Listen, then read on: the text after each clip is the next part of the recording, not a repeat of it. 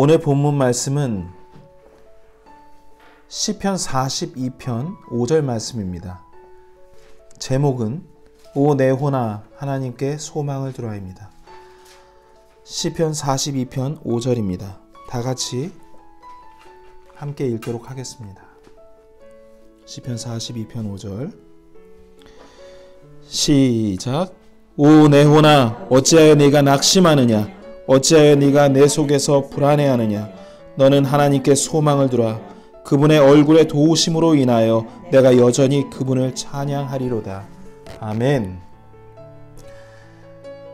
하나님께 소망을 두라는 이야기는 달리 말해서 이 땅엔 소망이 없다라는 이야기입니다. 우리는 지난주 이 땅에 소망이 없다라는 걸 우리 주님으로부터 깨닫게 되었습니다. 그리고 즉시 하나님께 소망을 두기 시작했습니다. 그렇기 때문에 오늘 우리에게 꼭 필요한 말씀이 이 말씀이라고 주님께서 아침에 시편 42편 말씀을 보게 하시면서 말씀을 해주십니다. 42편과 43편 말씀은 모두 하나님께 소망을 두라는 말씀으로 덮여 있습니다. 이 세상에서 가장 불행한 사람이 있습니다. 누구일까요? 헬렌 켈러는 꿈이 없는 사람이라고 이야기했는데 저는 그것에 동의하지 않습니다. 많이는 동의하지만 정확하게 얘기하자면 이 세상에서 가장 불행한 사람은 소망이 없는 사람이라고 생각을 합니다. 이 세상에 소망을 둘 만한 곳이 두 군데가 있습니다. 하나는 세상입니다. 또 하나는 하나님께 두는 것입니다. 소망이 없는 사람. 어떤 사람이라고 보통 생각을 할 수 있냐면 가난한 사람이 소망이 없는 사람이겠지. 고아 또는 몸을 쓸 수 없는 지체 부자유자들, 이런 사람들이 아닐까 생각을 하지만 사실은 가장 불행한 사람은 세상에 소망을 둔 사람이 아닐까 생각을 합니다. 세상의 소망이 무너진 사람들이 있죠. 사람들은 세상에 소망을 먹고 사는 존재라고도 하거든요. 제가 두 부류의 소망을 둘 수 있다라고 말씀드렸는데, 세상의 소망이 무너진 사람들 가운데 어떤 부류의 직업들이 있냐면 아주 큰 대중의 인기를 먹고 사는 연예인들이 대중들의 축복을 받으면서 결혼을 했다가 그 결혼이 실패합니다. 또 여러 가지 구설수에 휘말리면서 그 인기를 한순간에 잃어버리는 경우가 생기고, 또 그 사람의 이름을 이용해서 많은 사업들이 벌어지다가 순식간에 자기도 모르는 사이에 믿고 있는 사람들에게 배신을 당해서 재산을 탕진하는 경우를 우리는 매체를 통해서 보죠. 그래서 그 사람이 결국 어느 날 갑자기 아침 뉴스에 뜹니다. 자살했다고. 세상에 소망을 두었었던 사람들이 허망하게 죽는 모습을 연예인들을 통해서 보곤 합니다. 그리고 정치인들을 통해서도 보곤 하죠. 더 이상 정치권에서 쓸모없게 된 사람들, 더 이상 이 사람이 여러 가지 불법적인 일들을 저지름으로 해서 그 비리들이 사실 다 가지고 있는 것이지만 드러났을 때, 또 정치 세계가 무서운 곳이기 때문에 버림을 받기도 하고 픽업되기도 하는 일들이 비일비재합니다. 그래서 죽는 경우, 여러 가지 암투 가운데서 버려지는 경우가 이 사람들이 생을 마감하든지 아니면 은둔 생활에 들어가는 그 이유가 되기도 합니다. 자, 이런 것들을 보았을 때 세상에 소망을 둔다라는 것은 참 허무하다라는 걸 여러분들께서 아실 수 있을 거예요. 그렇다면 그 반대의 사람, 하나님께 소망을 둔 사람이 있습니다. 이 사람들은 하나님이라고 하는 영원한 존재, 이 온 우주의 창조주가 없어지지 않는 한 이 사람들의 소망은 흔들리지 않는 것입니다.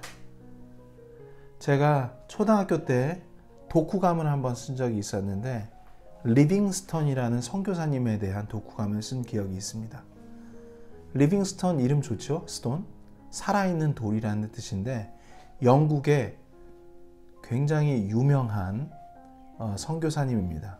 아프리카의 성자라고도 하는데요. 그분의 직업은 의사였습니다. 근데 그에게 형이 있었어요. 둘 다 아주 뛰어난 명석한 두뇌를 가지고 있는 의사였는데, 형이 리빙스턴이 아프리카로 떠난다고 했을 때 가장 말렸습니다. 이 멍청아, 거기 가서 네 인생을 허비하려고 해? 나는 너 같은 길을 선택하지 않아. 너도 나처럼 여기에서 전문의가 돼가지고 유명한 의학 박사가 돼서 이름을 떨치고 돈도 많이 벌어야 될 거 아니냐고 이야기를 합니다. 그러나 거듭난 리빙스턴은 형 말에 조금도 귀를 기울이지 않고 아프리카로 떠납니다. 두 사람이 결국 죽었어요. 형도 돈을 많이 벌었겠죠. 리빙스턴? 이 기억이 납니다. 어렸을 때 한 30년 넘은 기억인데, 리빙스턴이 아프리카 오지에서 복음을 전하며 의수를 펼칩니다. 그리고 그 사람이 죽을 때 정확하게 기도하는 모습으로 그 자리에서 앉은 채, 엎드린 채로 죽습니다. 놀랍죠? 그때 당시 영국은 아직 하나님의 손이 떠나지 않은 부흥기였습니다. 많은 나라들의 선교사들을 파송했었죠. 리빙스턴이 그렇게 죽었다라는 이야기를 듣자 국가의 엄청난 손실로 보고 리빙스턴을 모시러 가요. 영국 수상이 사람들을 보내서. 그래서 그가 올 때 수많은 인파들이, 그 이제 국가 자체적으로 하는 장례식이라고 하거든요. 그걸 국장이라고 합니다. 그런 것들로 리빙스턴을 추모하고 아무나 묻힐 수 없는 웨스트민스터 사원에 그가 묻히게 됩니다. 그리고 많은 사람들이 그에 대한 전기를 썼죠. 그러나 그 전기에 또는 백과사전에 그 형에 대한 내용은 딱 한 줄밖에 안 나옵니다. 형이 말렸었다. 물론 그 형이 여러 가지 돈을 벌었는지 몰라도 하나님께 소망을 두었었던 리빙스턴의 마지막이 어땠는지 우리가 살펴볼 수가 있습니다. 세상에 소망을 두고 사는 사람은 허무합니다. 그리고 그가 가졌던 재산도 다 사라질 뿐이죠. 그러나 예수 그리스도와 함께 그 길을 갔었던 사람은 주님과 함께 위대한 승리자로 발견되게 되는 것입니다. 우린 이걸 잊어서는 안 됩니다. 우리가 하나님께 소망을 둘 때 어떤 놀라운 일들이 있냐면 성경을 통해서 확인해 볼 수 있는데, 제가 어떤 에피소드를 또 한 가지 말씀드릴게요. 사람이 죽는 순간에 주님 없이 죽는 사람이 비참하고 두려움과 공포 속에서 죽는다라는 거 여러분 알고 계시죠? 근데 어떠한 이제 성도가 죽는데 미안하지만 젊은 나이에 죽습니다. 아내와 아들, 아직 초등학교 1학년밖에 안 되는 아들을 두고서 이제 죽게 되는데, 이제 눈을 감았어요. 막막해진 아내가 웁니다. 우린 이제 어떻게 살라고 이렇게 죽냐고. 아빠를 잃은 아들도 너무나 서럽게 우는 겁니다. 근데 갑자기 아빠가 깨는 거예요. 죽었다가 이렇게 잠시 깨는 경우도 덜어 있습니다. 깨서 이야기를 합니다. 너무 슬피 울 필요 없다고. 난 지금 죽지만 내가 예수님과 함께 하늘에서 당신을 내려다보고 지켜달라고 예수님께 부탁할 테니까 당신 걱정하지 말라고. 그리고 다시 눈을 감습니다. 여러분, 바로 이겁니다. 죽는 순간까지도 하늘에 소망이 있는 사람은 틀립니다. 우리 다 같이 시편 62편 5절 말씀 보겠습니다. 시편 62편 5절이 아니고요. 잠언 14장 32절 말씀입니다. 다 같이 읽을까요? 시작. 사악한 자는 자기의 사악한 가운데서 쫓겨나거니와 의로운 자는 자기의 죽음 가운데서도 소망을 갖느니라. 네. 의로운 자는 자기의 죽음 가운데서도 소망을 갖는 것. 자기의 죽음 뒤에 어떤 일이 벌어지는 것에 대한 두려움이 없고, 오히려 이 땅의 무거운 짐을 벗고 나그네의 삶을 접고 이제 내 하늘의 본향으로 간다라는 것에 대한 그 큰 소망. 마치 비행기를 한 번도 타보지 못한 사람이 비행기 타는 것에 대한 설렘. 내가 한 번도 경험해보지 못했던, 꿈에 그리던 어떤 여행을 가고자 하는 사람이 여행 가기 직전에 그 설렘처럼 그 아빠가 죽으면서 한 말이 걱정하지 마라. 내가 먼저 가서 기다리고 있을 테니 하나님 아버지께서 우리 가족들을 지켜줄 테니 염려하지 말라고 이야기하는 것입니다. 우리에게도 이러한 똑같은 소망이 우리 안에 있습니다. 여러분이 의지하는 것이 누구입니까? 바로 우리 하나님, 우리 주 예수 그리스도, 하늘의 소망이 있을 수밖에 없음을 잊지 않으셨으면 좋겠습니다. 반대로 세상에 마음을 둔 자들의 최후가 어떻겠습니까, 여러분? 그리스도인이라 할지라도 세상과 동거할 수 있습니다. 세상과 동침하는 경우가 많이 있습니다. 배교하는 경우가 많이 있습니다. 잠언 14장 32절 말씀 방금 읽으셨던 것처럼 그리스도인이라고 할지라도 사악한 자는 자기의 사악한 가운데서 쫓겨난다라고 이야기하고 있습니다. 자기가 심은 대로 악한 것을 뿌린 대로 거두게 되어 있는 것입니다. 시편 말씀에는 이런 말씀이 있습니다. 결국 악이 사악한 자를 죽일 것이다 라고 이야기합니다. 시편 32편 10절 말씀에 이렇게 나옵니다. 잘 들으십시오. 사악한 자에게는 많은 고통이 있을 것이다. 믿지 않는 사악한 자들과 우리가 같은 멍에를 지어야겠습니까? 많은 고통을 그들과 함께 당해야겠습니까? 우리는 그 길을 가서는 안 됩니다. 그들에게는 그 어떠한 평안이 있을 수가 없습니다. 그래서 세상과 하나님 사이에 양다리를 걸치고 있는 삶이 얼마나 힘든 일인지 잘 기억해야 됩니다. 사악한 자들은 이 세상에서 반드시 끊어지게 되어 있습니다. 이 땅에서 끊어지게 되어 있습니다. 마찬가지로 리빙스턴의 형이 그랬듯이 세상 사람들의 머리에서 잊혀져 버리죠. 그가 돈을 많이 벌었는지는 잘 알 수 없지만 그의 삶이 참 롤러코스터 같은 삶을 살았을 것이다 라는 생각이 듭니다. 그가 거듭났다라고 한다면 더 어려운 삶을 살았을 것입니다. 그러나 리빙스턴처럼 그리스도 안에 있었다면 그는 성경 말씀대로 주께 소망을 둔 자이기 때문에 그가 기대하는 것을 하나님으로부터 분명히 받았을 것이라는 확신을 가질 수가 있습니다. 시편 62편 5절 말씀 보시죠. 내 혼아 너는 오직 하나님만 바라라. 내가 기대하는 것이 그분에게서 나오는도다. 여러분은 무엇을 기대하십니까? 기쁨이요? 평강이요? 즐거움이요?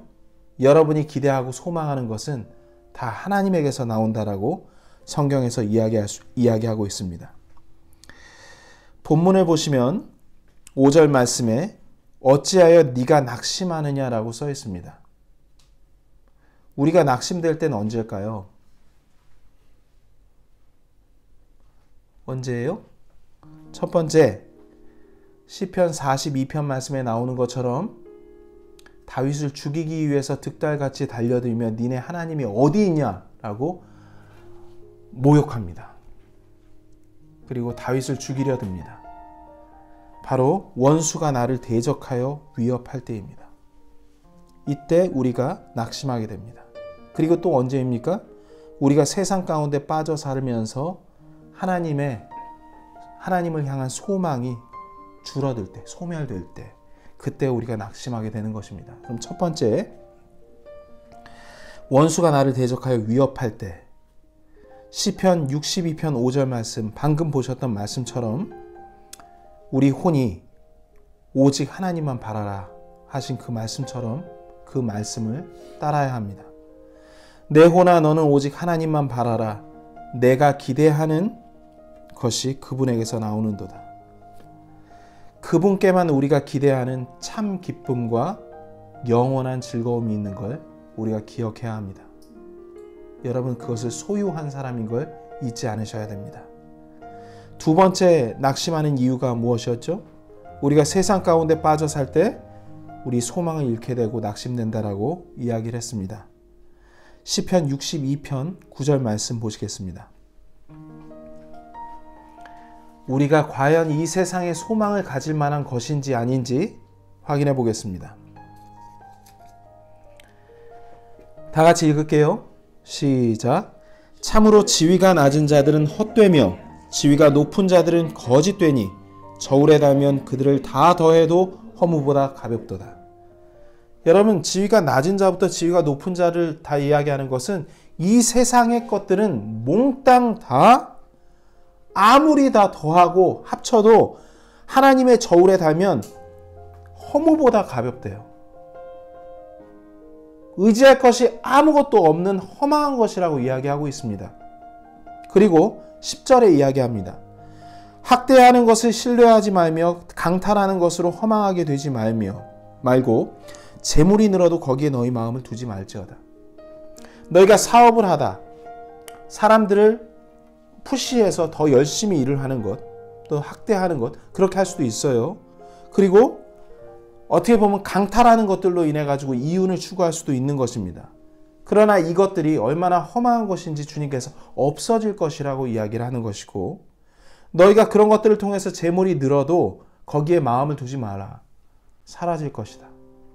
눈에 보이는 것들은 다 없어질 것이다 라고 이 세상의 것들에 대한 너희들의 마음을 주님께서 기뻐하시지 않는다라고 이렇게 말씀하시는 것을 잊지 마셔야 됩니다. 비단 돈만 이야기하는 것이 아니라 여러분들이 즐기고자 하는 여러 가지 취미 생활이라던가 또는 우리가 목표로 하고 있는 어떠한 마음속에 간절히 바라는 그 소망이 주님의 다른 것이라고 한다면 의미 없다 라고 말씀하십니다. 아무 의미 없다. 우리가 낙심될 때 우리는 기억해야 할 것이 있습니다. 시편 42편 6절 말씀. 우리가 낙심될 때 우리가 회복하기 위한 방법입니다. 시편 42편 6절 다 같이 읽을게요.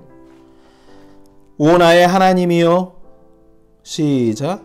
오 나의 하나님이여, 내 혼이 내 속에서 낙심함으로 내가 요르단강과 헤르몬 족속의 땅과 미살산에서부터 주를 기억하리로다 하리이다.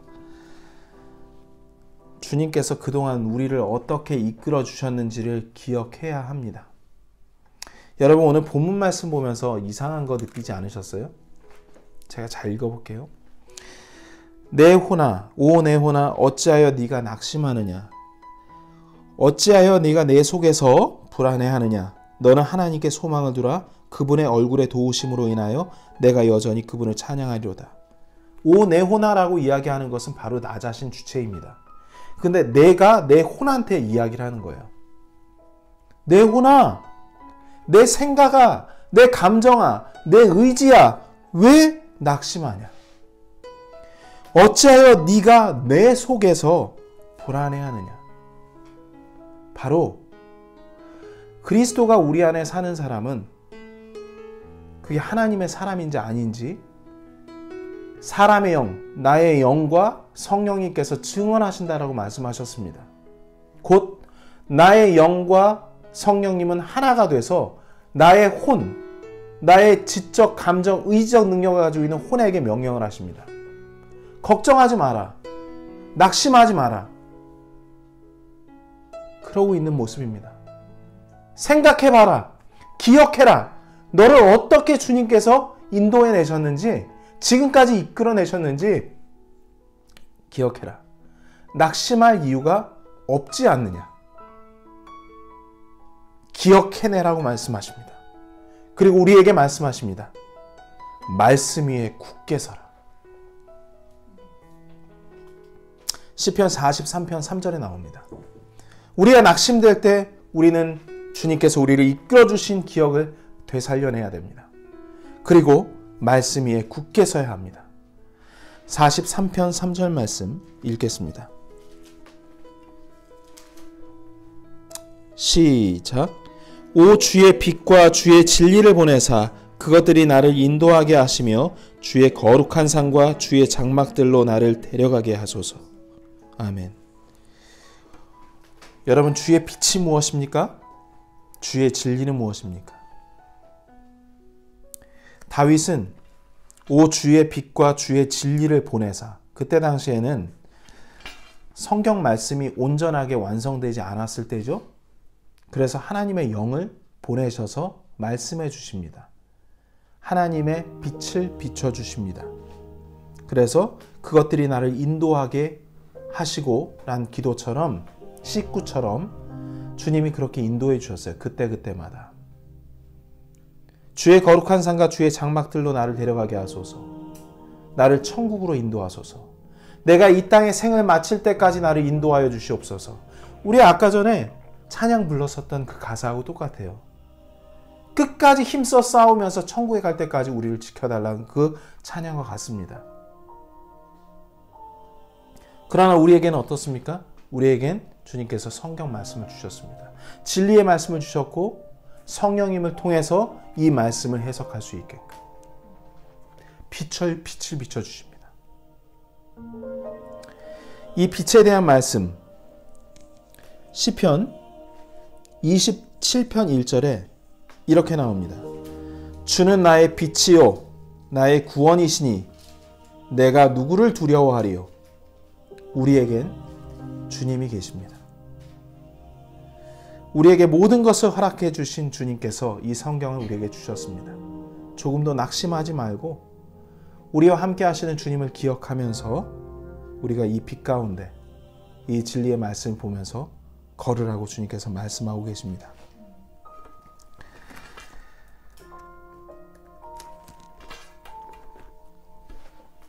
주인이 있었어요. 성경에 나오는 이야기는 아닌데 조금 각색해서 말씀을 드리겠습니다. 그 주인이 먼 길을 떠나면서 아들과 함께 먼 길을 떠나면서 부탁을 합니다. 두 종에게.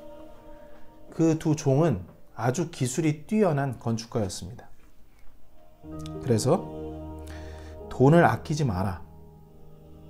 내가 집사에게 돈을 다 맡기고 갈 테니 돈을 아끼지 말고 필요한 만큼 돈을 얻어서 나와 내 아들을 위해서 최고급 자재로 최신식 인테리어를 만들어서 내가 돌아올 때까지 그 집을 완공해 놔라라고 얘기합니다. 신실한 종은 그 얘기를 듣고 아주 반듯한 계획을 완벽에 가깝게 도면을 그리고 또 최고의 자재들을 써서 정확한 규격 사이즈에 맞게끔 정말 고민을 많이 합니다. 어떻게 하면 그 아버지와 그 아들을 기쁘게 할까 해서 언제 오실진 잘 모르겠지만 시간을 아껴가며 밤잠을 설치며 완공을 합니다. 아주 멋진 작품이 나옵니다. 그러나 신실하지 못한 종은 집사에게 돈을 빌려서 그 돈에 맞는 자재를 쓰지 않고 아주 저질 자재를 사가지고 거기서 뒤로 돈을 챙깁니다. 어떤 집이 나올까요? 그냥 대강 설계해서 불평불만을 늘어놓습니다. 아니, 본인들은 집도 있고 아들을 위한 집도 있고 이미 다 있는데 이 집이 뭐가 필요하다고 이것도 우리한테 짓게 하냐고 일을 하는 순간마다 불평불만을 늘어놓으니 좋은 집이 완공이 되겠습니까? 그리고 그가 뒤로 빼돌린 돈, 자재를 사고 남은 돈 있을 거 아니에요? 그거에 돈을 빌린 만큼 그거에 맞는 자재를 사야 되는데 돈을 아끼겠다고 하면서 그 남은 돈을 가지고 뒤로 뺀 돈을 가지고 방탕하게 씁니다. 물론 허무하게 그 돈을 낭비하겠죠. 그리고 겉만 번드르르한 그 집이 완공이 됩니다. 두 집이 동시에 완성이 됐지만 겉은 번드르르해 보이지만 내실이 어떤 것이 있는지 여러분은 짐작하실 수가 있겠죠. 그때 주인이 와서 이야기를 합니다. 그동안 나를 위해서 너희의 열과 성을 다해 가서 이렇게 나를 위해서 일해준 너희들에게 보답하는 차원에서 사실은 내가 너희들한테 부탁한 것은 이 집을 너희에게 선물로 주기 위해서.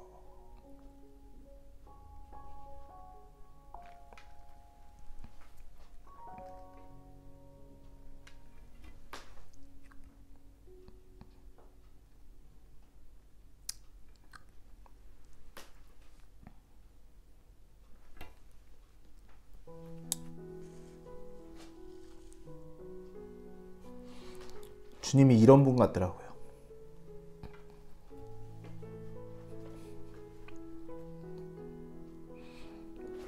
우리가 주님의 일을 하려고 하면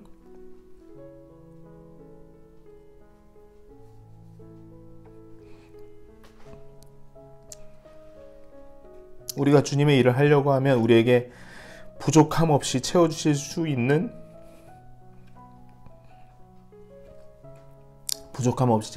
있는 분 맞습니까? 근데 우리는 주님께서 주신 그 인생을 낭비하고 있습니다. 주님께서 우리에게 주신 그 축복을 우리의 편의를 위해서 사용합니다. 30년, 40년 자기 마음대로 멋대로 살다가 우리 주님께서 이제 오신다고 하니까 그제서야 주님을 예비하고 있는 것 같습니다. 이 신실한 종이 한 그대로 그 집을 선물로 받았겠죠. 이건 예에 불과하지만 우리는 우리의 인생을 우리 주님께 얼만큼 드리느냐, 신실하게 드리냐에 따라서 이 집과는 비교도 할 수 없는 하늘의 보상들로 채용을 받을 것입니다. 얼마나 지혜로운, 이 땅에서 생각할 수 없는, 이 세상의 그 모든 것들을 뛰어넘는 지혜가 바로 이것이 아니겠습니까? 여러분, 이 말씀을 잘 기억하십시오. 하늘에 소망을 둬야 됩니다. 시간을 낭비하지 않고 오직 우리 주님께서 주시는 이 말씀 위에 여러분들께서 집을 지어야 됩니다. 146편, 시편 146편 5절 말씀 보고 마치도록 하겠습니다. 찾으셨으면 다 같이 큰 소리로 읽겠습니다. 시작. 야곱의 하나님을 자기의 도움으로 삼으며 주 자기 하나님께 소망을 두는 자는 행복하도다. 주님께 감사합니다.